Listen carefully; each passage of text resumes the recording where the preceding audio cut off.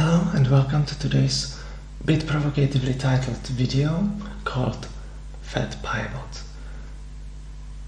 It's that markets are kind of running as if they got one, so stocks are correctly getting second thoughts. How would it go coupled with the relatively resilient and trending higher still interest rates? Those yields on treasuries, they had been quite stubborn, not just on the 2-year end, but also on the 10-year, which had broken above 4% yesterday. Thank you for liking, commenting and subscribing to my YouTube channel. Don't forget that the daily analysis on my site form the basis, so make sure you're subscribed to get a notification right into your mailbox whenever one goes up. Follow me on Twitter and Telegram for instant replies and reliable notifications. So let's move into stocks and start with the big picture that I've divided into two parts. The first one is the reaction to non-farm payrolls weakness. We had seen the long, quite customary trend of the incoming data without revisions, before any revisions, tellingly, which had been always to the downside, outperform expectations. So this series had been broken today, and that's hinting at some trouble in the job market beneath the surface. Markets, of course, have taken it, as I have told you on Twitter. That's the advantage of having notifications on and combining that with Telegram. That first relief reaction of the Fed probably not hiking in July, fingers crossed, markets seem to say, had been giving way to realizing what are the circumstances that the real economy is deteriorating. For now, I don't see yet signs of thinking that much ahead as to earnings downgrades in Q3, bringing down valuations as well.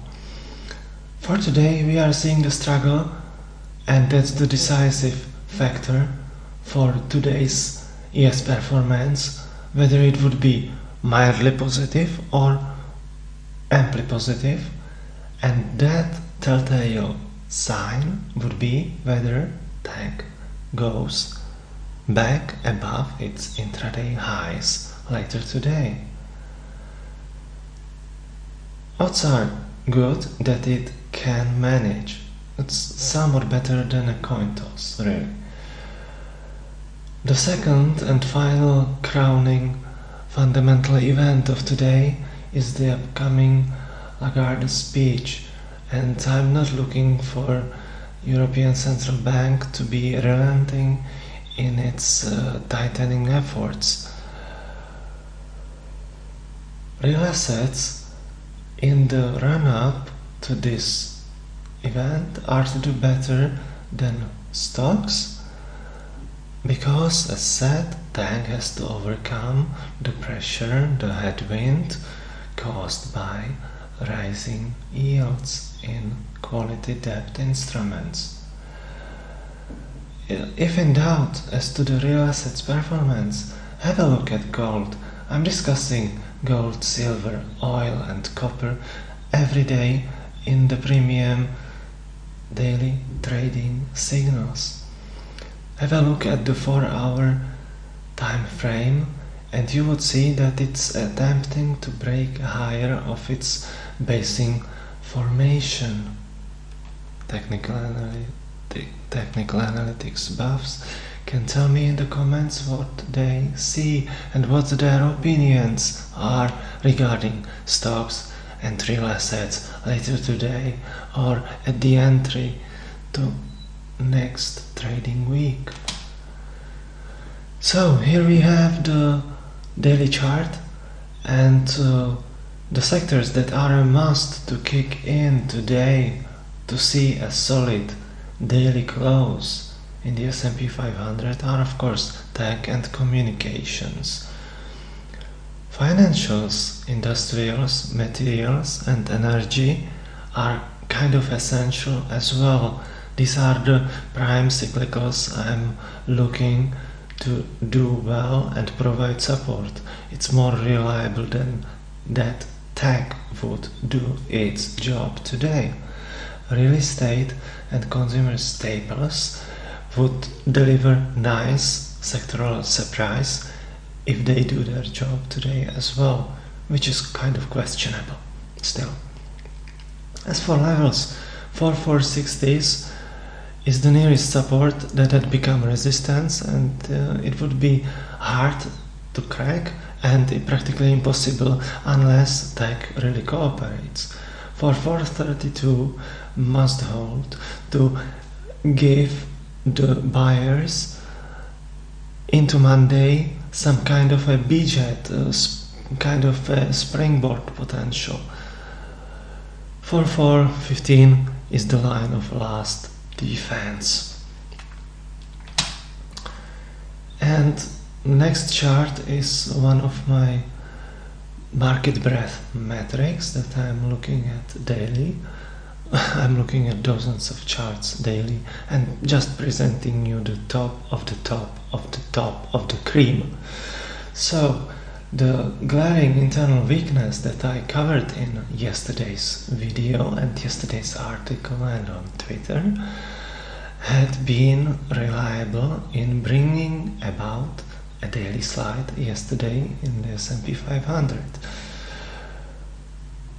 Those new highs, new lows, and even the advanced decline line hadn't been at their strongest, and yesterday's closing values in both kind of confirmed that.